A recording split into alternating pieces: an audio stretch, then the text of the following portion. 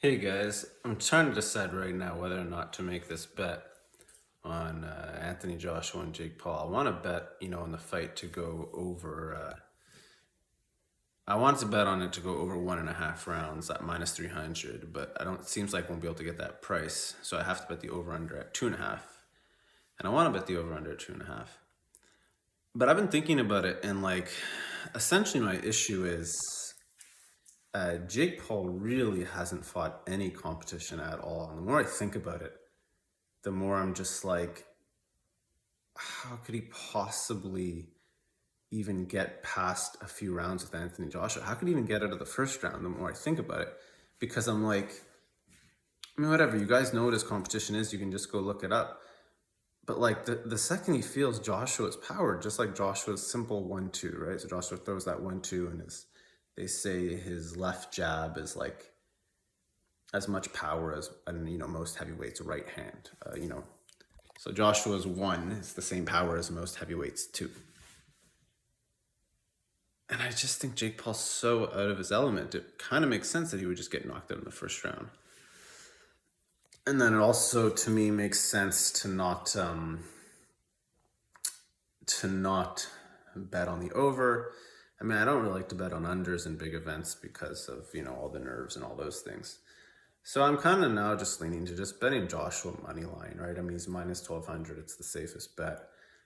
I don't know. I wanted to just make $100 or something on this fight. So maybe the best way to do that is just bet 1200 on Joshua to win 100. And yeah, that's probably what I'll do. That's kind of where I'm leaning towards, is just betting 1200 on Joshua to win 100. I wanted to bet, my original bet that I was gonna make was bet that I was planning to make was bet 300 to win 100, like I said, over 1.5. But I can't. That bet's not available to me right now. And then I could do a bunch of nonsense, but yeah, I could bet the over 2.5. I don't know. The more I think, I'm just like, damn. You actually look at who Jake's fought, and to just think how much inexperience he actually has. I understand this whole self-belief nonsense and whatever, but there kind of comes a point in a boxing fight when they get in that ring and the stare down and all the stuff, and the bell's about to ring. They know the truth, right? Jake Paul must know, or maybe the part of him. He can only convince himself so much. There must be that doubt that where he knows he's really never fought anyone, at all. I was watching his fight against Julio Cesar Chavez just now. I'm like, man, that. Look at the weight class they were fighting at. Chavez is been in and out of rehab, obviously way past his prime. He fought Tyson, where they had to wear 14-ounce gloves, 2-minute rounds, and Tyson was 58. I mean, he lost to Tommy Fury. I don't know. It just seems insane. Also, in terms of just taking punches, right? So yeah, Jake Paul's taken punches to the head from people, but the punches he's taken to the head are from guys that are 175, or guys that don't punch. Imagine taking a punch from Joshua. That's insane. I don't know. The more I think about it, I'm just I don't even understand why he would. Why would it not be a first round knockout? Why would Joshua not just do what he's supposed to do, right? And embarrass Jake Paul and humiliate Jake Paul and put an end to all this nonsense. So yeah, maybe I should just bet Joshua Moneyline. Like I say, I bet 1200 to win 100. Yeah,